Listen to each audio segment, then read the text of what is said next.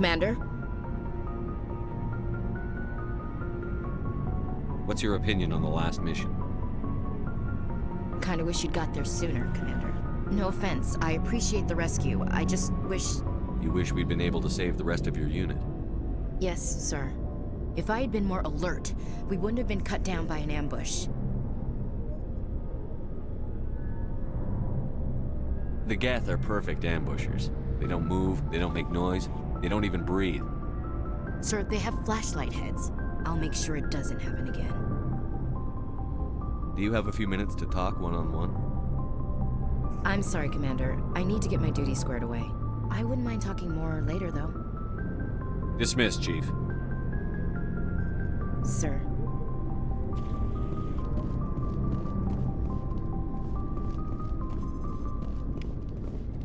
Thanks for bringing me on board, Commander. I knew working with the Spectre would be better than life at CSEC. Have you worked with a Spectre before? Well, no, but I know what they're like. Spectres make their own rules. You're free to handle things your way. At CSEC, you're buried by rules. The damn bureaucrats are always on your back. For the most part, the rules are there for a reason. Maybe. But sometimes it feels like the rules are only there to stop me from doing my work. If I'm trying to take down a suspect, it shouldn't matter how I do it, as long as I do it. But CSEC wants it done their way. Protocol and procedure come first. That's why I left.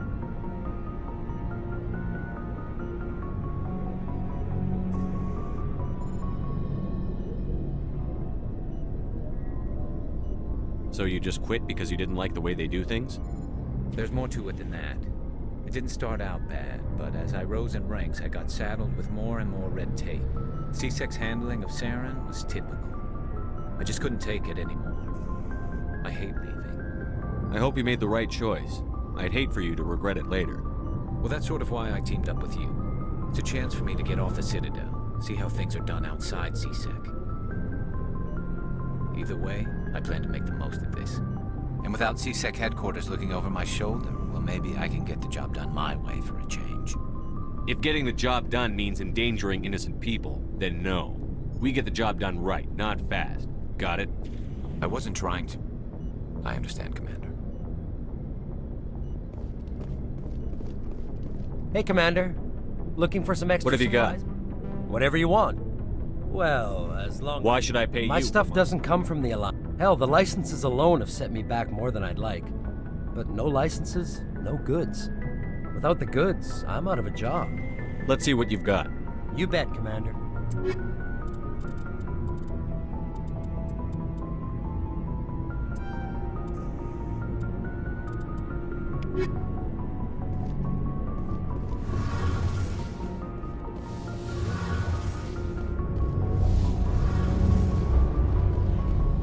Your ship's amazing, Shepard.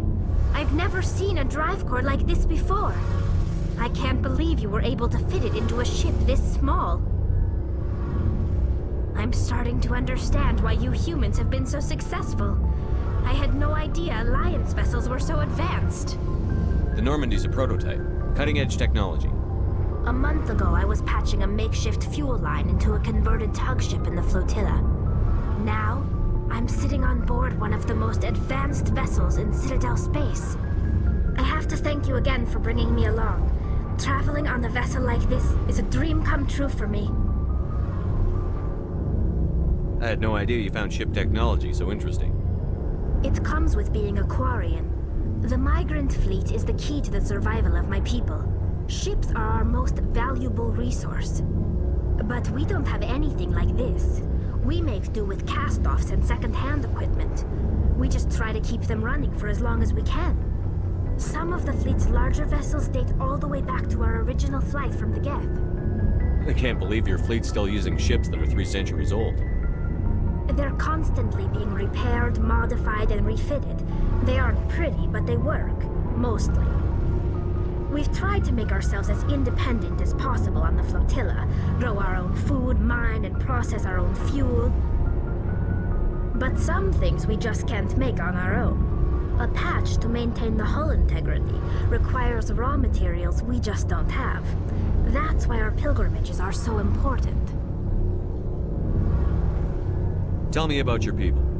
Our lives aren't easy. Resources are scarce, and we are constantly on the move. Everything we do must in some way contribute to the continuation of the migrant fleet. There are 17 million Quarians in the flotilla, and each of us relies on the others for survival. The bonds among my people are strong. Unfortunately, we have had to surrender many of the freedoms and civil liberties other species take for granted.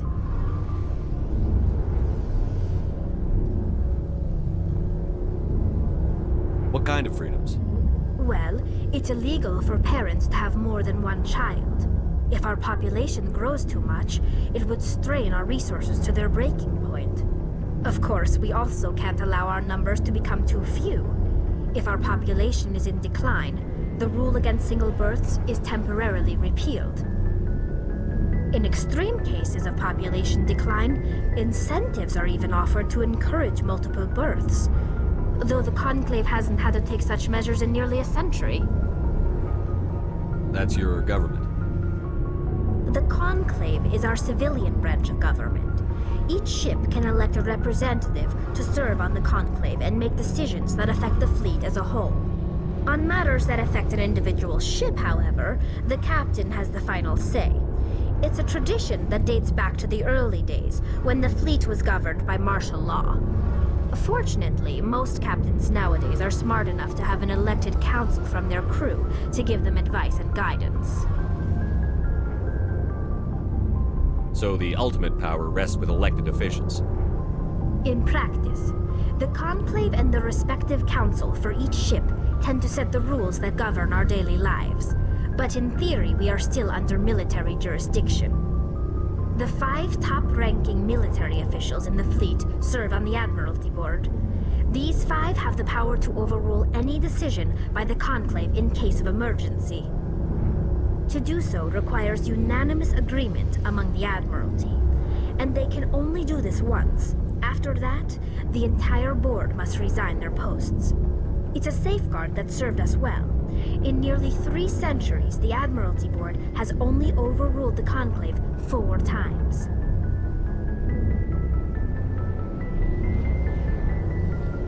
I want to know more about the Geth. I doubt I can tell you anything you don't already know. It's been almost 3 centuries since they drove my people into exile. All I know is the story of their origins, what they were when we created them, and how they turned on us. Interesting. The Geth were originally created to serve as an automated manual labor force. Initially, their intelligence was as limited as any VI. Over time, we made small modifications to their programming to allow them to perform more varied and complex tasks, bringing them closer and closer to true AI status.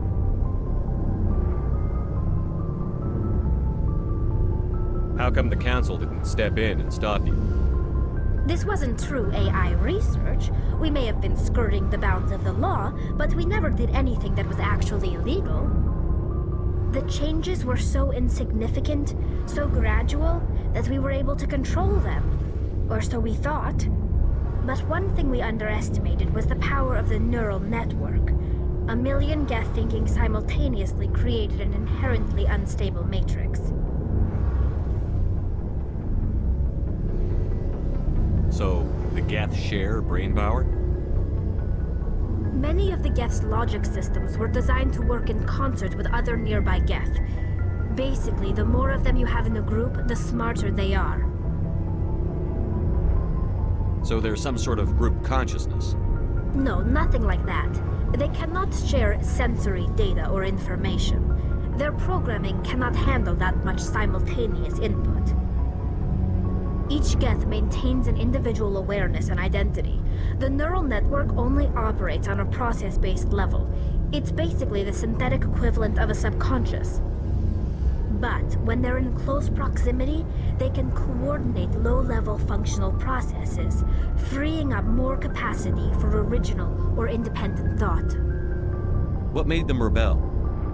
As we built more and more Geth, their effective intelligence became more sophisticated, more abstract. One day, a Geth began to ask its Quarian overseer questions about the nature of its existence. Am I alive? Why am I here? What is my purpose? As you can imagine, this caused a near panic among my people.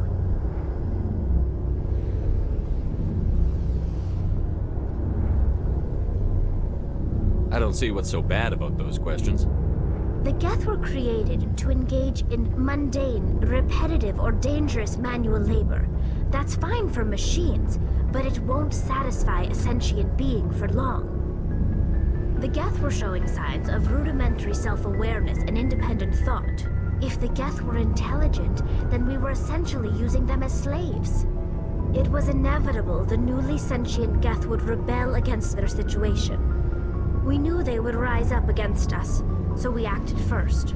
A general order went out across all Quarian-controlled systems to permanently deactivate all Geth. The Geth responded to this order violently. You can't blame them for fighting for their survival. We had no other choice. The Geth were already on the verge of revolution. By acting quickly, we had a chance to end the war before it began. The hope was that most of the Geth would still be little more than machines, incapable of organized resistance.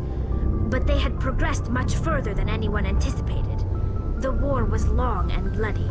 Millions upon millions of Quarians died at their hands. In the end, we were forced to flee our own homeworld.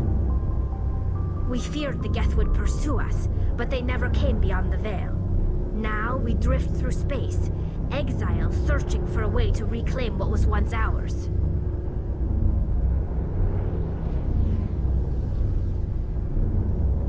I want to know more about the pilgrimage. When my people reach maturity, we leave our birth ships and seek acceptance with a new crew.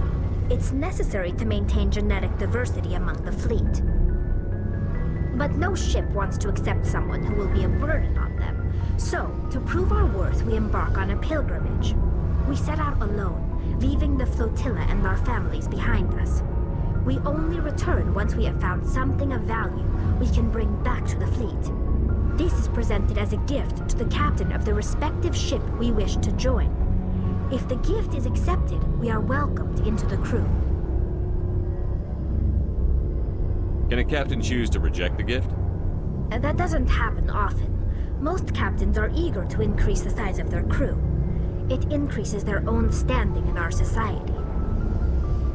Even when a gift is not particularly valuable, the captain usually accepts it out of a sense of tradition. However, there is a stigma to presenting a substandard gift. It's not the best way to make a good impression on a new community. Most pilgrims don't return until they find something worthwhile.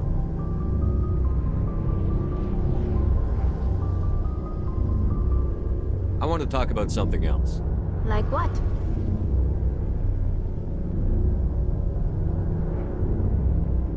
I should go. See you later. Hey, Commander, you know that Quarian, Tally? She's been spending all her time down here asking me about our engines.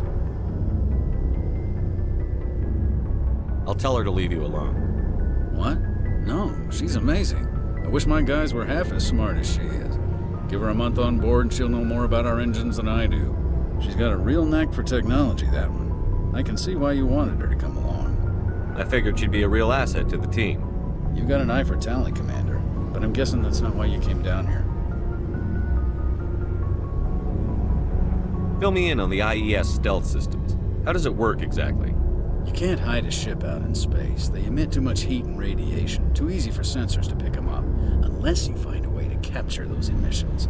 So our stealth systems trap the energy we give off in storage sinks built into the ship itself. No emissions to give away our location. Eventually the sinks have to be vented. More than a few hours silent running and they overheat. Cook us inside our own hull.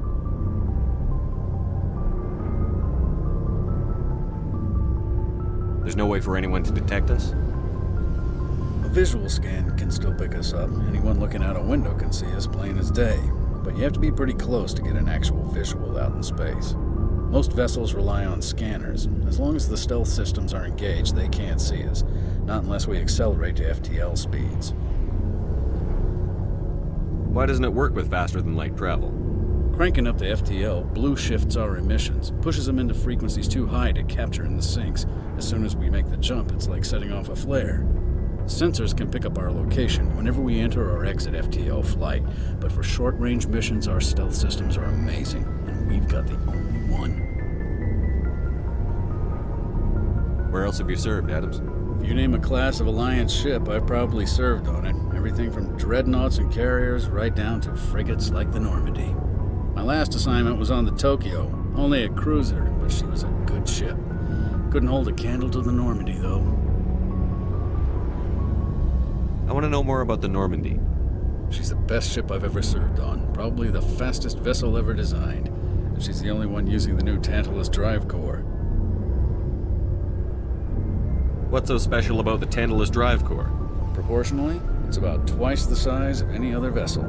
Not only are we faster, we can run at FTL speeds longer before we have to discharge the core. Carry on, Adams. Aye, aye, Commander.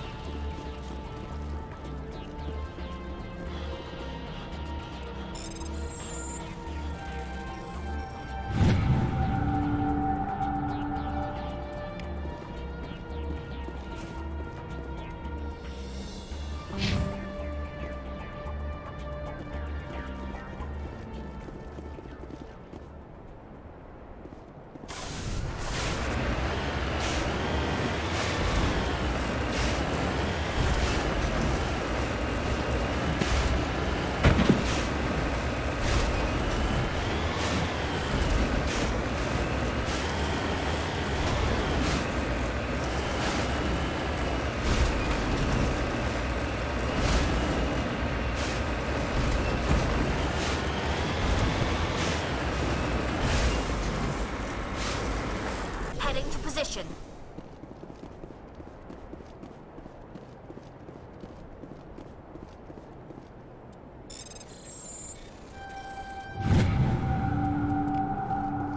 Take cover! Perimeter clear.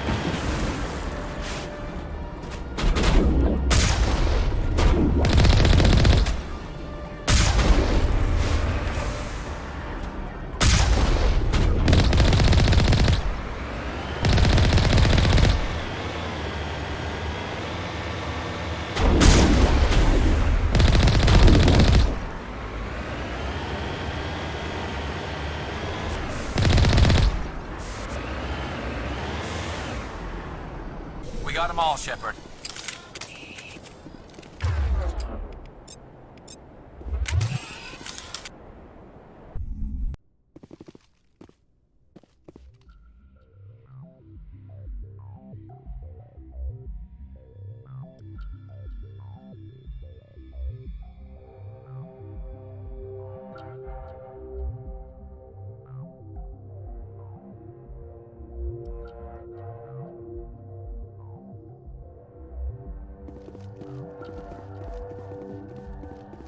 Take cover!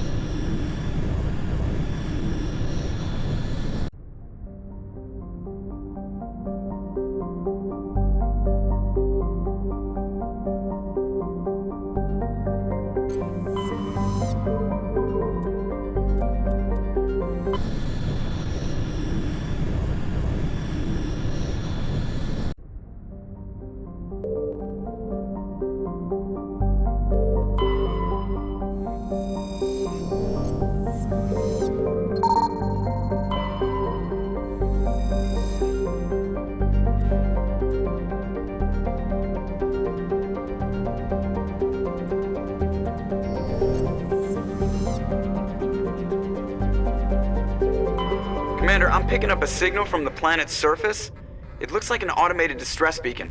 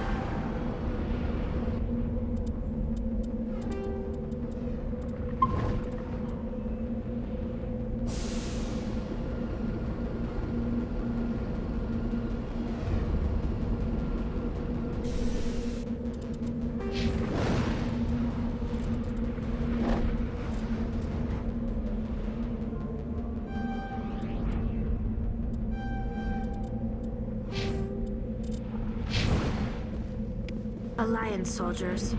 Looks like they were lured here by the distress beacon.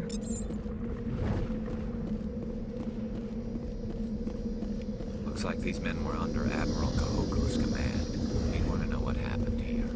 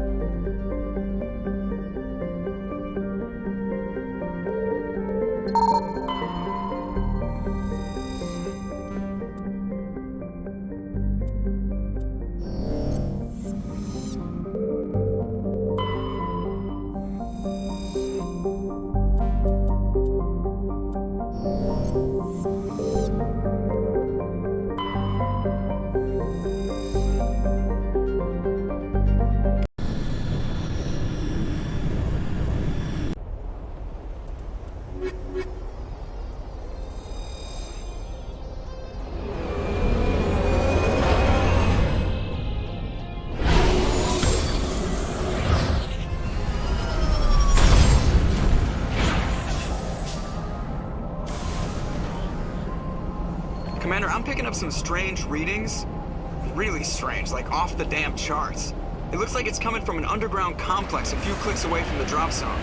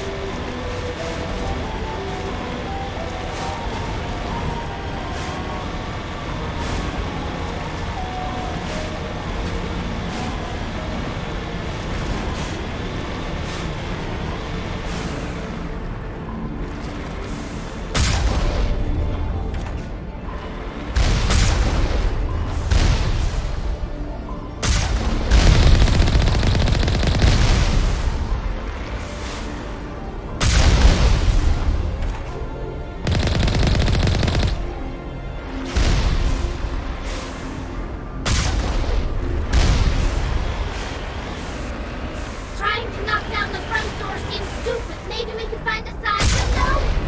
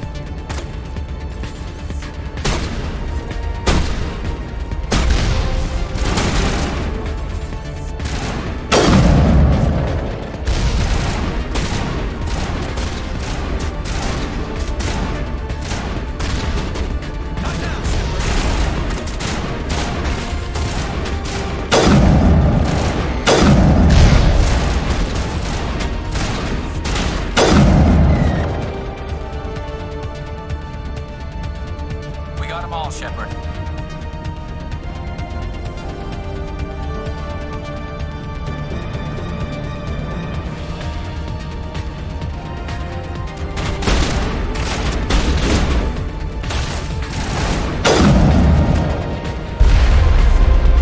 Shields down.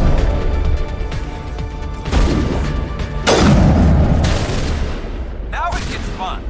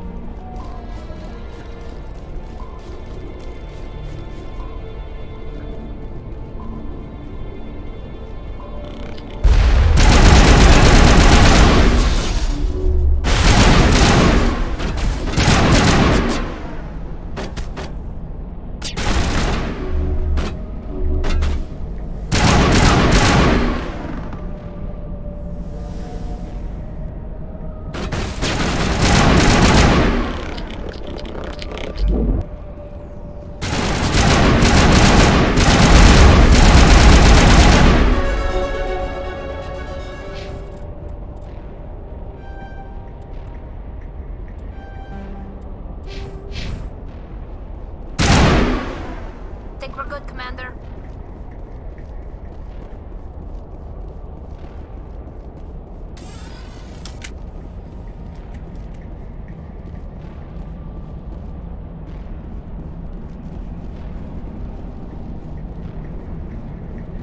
It looks like this cavern formed around the ruin, after it was built.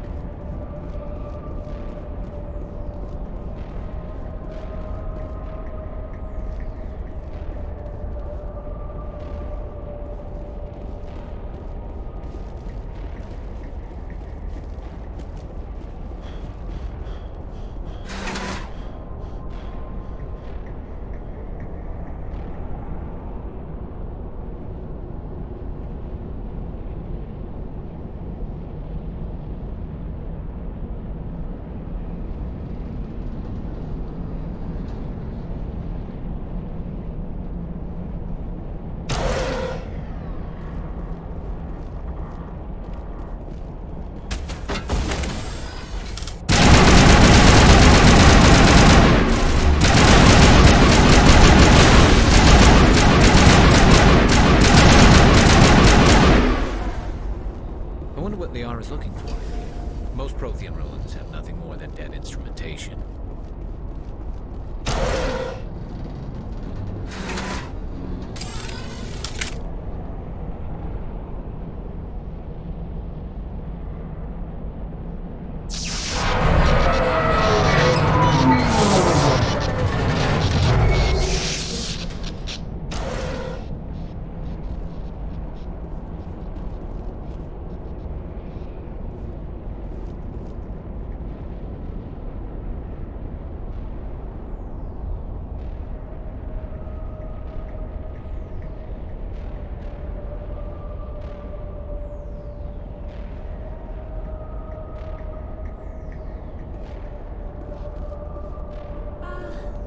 Hello?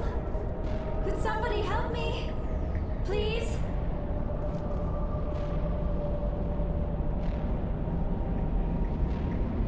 Can you hear me out there? I'm trapped. I need help.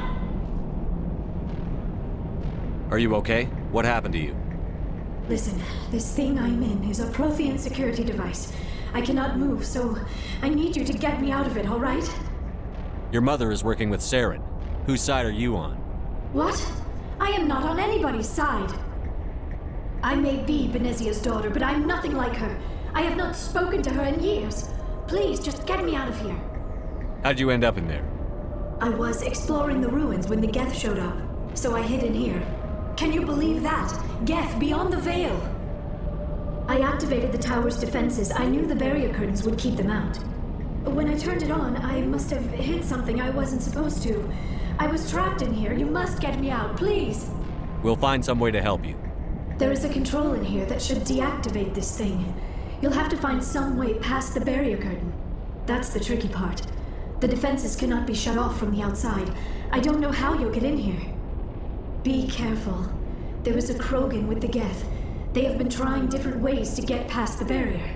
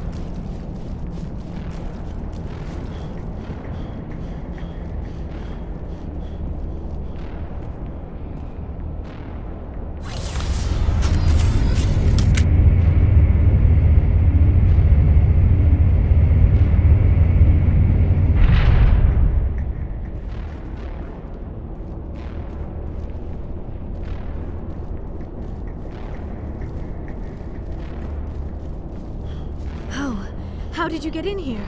I didn't think there was any way past the barrier. We have to get you out of here before more Geth arrive. Yes, you're right. I've seen enough of them to last a lifetime. That button should shut down my containment field.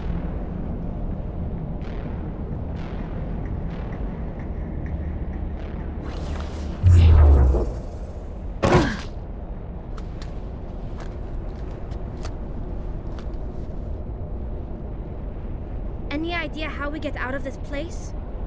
There is an elevator back in the center of the tower. At least I think it's an elevator. It should take us out of here. Come on! I still cannot believe all this. Why would the Geth come after me? Do you think Benezia's involved? Saren's looking for the conduit. You're a Prothean expert. He probably wants you to help him find it. The conduit? But I don't know. What the hell was that? These ruins are not stable. That mining laser must have triggered a seismic event. We have to hurry. The whole place is caving in. Joker, get the Normandy airborne and lock in on my signal. On the double, mister. Aye, aye, Commander. Secure and away. ETA 8 minutes. He needs to move faster.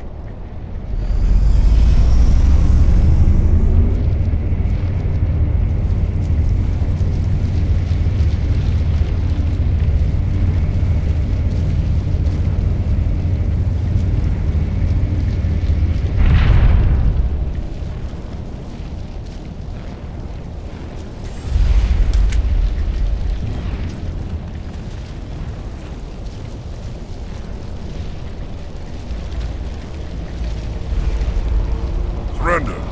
Or don't. That would be more fun. In case you didn't notice, this place is falling apart. Exhilarating, isn't it? Thanks for getting rid of those energy fields for us. Hand the doctor over. Whatever it is you want, you are not getting it from me. She'll stay with us, thanks. Not an option. Saren wants her, and he always gets what he wants. Kill him. Spare the Asari if you can. If not, doesn't matter.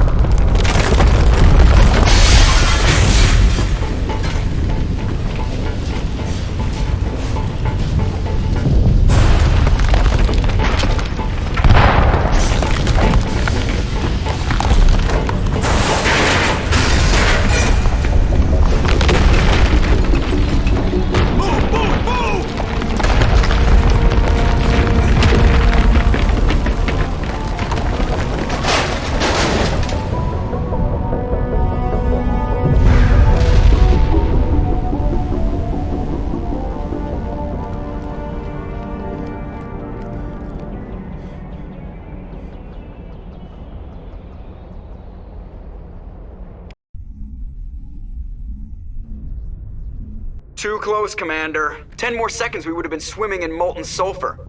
The Normandy isn't equipped to land in exploding volcanoes. They tend to fry our sensors and melt our hull. Just for future reference. We almost died out there, and your pilot is making jokes? Joker pulled our asses out of there. I think he's earned the right to a few bad jokes. I see. It must be a human thing. I don't have a lot of experience dealing with your species, Commander. But I am grateful to you. You saved my life back there, and not just from the volcano. Those Geth would have killed me or dragged me off to Saren. What did Saren want with you? Do you know something about the conduit? Only that it was somehow connected to the Prothean extinction. That is my real area of expertise. I have spent the past 50 years trying to figure out what happened to them. How old are you exactly? I hate to admit it, but I am only 106. Damn! I hope I look that good when I'm your age. A century may seem like a long time to a short-lived species like yours. But among the Asari, I am barely considered more than a child. That is why my research has not received the attention it deserves. Because of my youth, other Asari scholars tend to dismiss my theories on what happened to the Protheans. I've got my own theory on why the Protheans disappeared. With all due respect, Commander, I have heard every theory out there. The problem is finding evidence to support them. The Protheans left remarkably little behind. It is almost as if someone did not want the mystery solved. It is like someone came along after the Protheans were gone and cleansed the galaxy of clues. But here is the incredible part. According to my findings, the Protheans were not the first galactic civilization to mysteriously vanish. This cycle began long before them. Where'd you come up with this theory? I thought there wasn't any evidence. I have been working on this for 50 years. I have tracked down every scrap and shred of evidence. Eventually, subtle patterns start to emerge, patterns that hint at the truth. It is difficult to explain to someone else. I cannot point to one specific thing to prove my case. It is more a feeling derived from a half-century of dedicated research. But I know I'm right, and eventually I will be able to prove it. There were other civilizations before the Protheans. This cycle has repeated itself many times over. If the Protheans weren't the first, then who was? I don't know. There is barely any evidence on the Protheans, even less on those who came before them. I cannot prove my theory, but I know I am right. The galaxy is built on a cycle of extinction. Each time a great civilization rises up, it is suddenly and violently cast down. Only ruins survive. The Protheans rose up from a single world until their empire spanned the entire galaxy. Yet even they climbed to the top on the remains of those who came before. Their greatest achievements, the mass relays and the Citadel, are based on the technology of those who came before them. And then, like all the other forgotten civilizations throughout galactic history, the Protheans disappeared. I have dedicated my life to figuring out why. They were wiped out by a race of sentient machines. The Reapers. The Reapers? But I have never heard of. How do you know this? What evidence do you have? There was a damaged Prothean beacon on Eden Prime. It burned a vision into my brain. I'm still trying to sort out what it all means. Visions. Yes, that makes sense. The beacons were designed to transmit information directly into the mind of the user. Finding one that still works is extremely rare. No wonder the Geth attacked Eden Prime. The chance to acquire a working beacon, even a badly damaged one, is worth almost any risk. But the beacons were only programmed to interact with Prothean physiology. Whatever information you received would have been confused, unclear. I am amazed you were able to make sense of it at all. A lesser mind would have been utterly destroyed by the process. You must be remarkably strong-willed, Commander. Okay, this isn't helping us find Saren or the conduit. Of course, you are right. I am sorry, my scientific curiosity got the better of me. Unfortunately, I do not have any information that could help you find the conduit, or Saren. I don't know why Saren wanted you out of the picture, but I think we'll be a lot better off if we bring you along. Thank you, Commander. Saren might come after me again. I cannot think of anywhere safer than here on your ship. And my knowledge of the Protheans might be useful later on. And her biotics will come in handy when the fighting starts.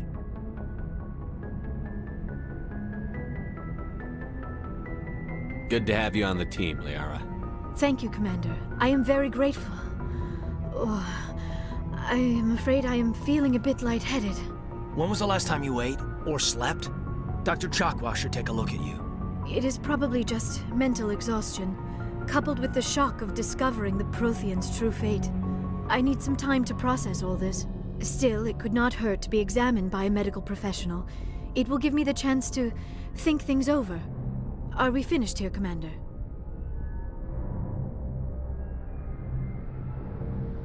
We can talk again after you've seen the doctor. The rest of you, dismissed. Mission reports are filed, Commander. You want me to patch you through to the Council? Patch him through, Joker. Setting up the link now, Commander. We've received your report, Commander. I understand Dr. Tassoni is on the Normandy. I assume you're taking the necessary security precautions. Liara's on our side. The Geth were trying to kill her. Benezia would never allow Saren to kill her daughter. Maybe she doesn't know. Or maybe we don't know her. We never expected she could become a traitor. At least the mission was a success. Apart from the utter destruction of a major Prothean ruin. Was that really necessary, Shepard? The Geth were crawling all over those ruins. We were lucky to make it out alive. Of course, Commander. The mission must always take priority. Good luck, Commander. Remember, we are all counting on you.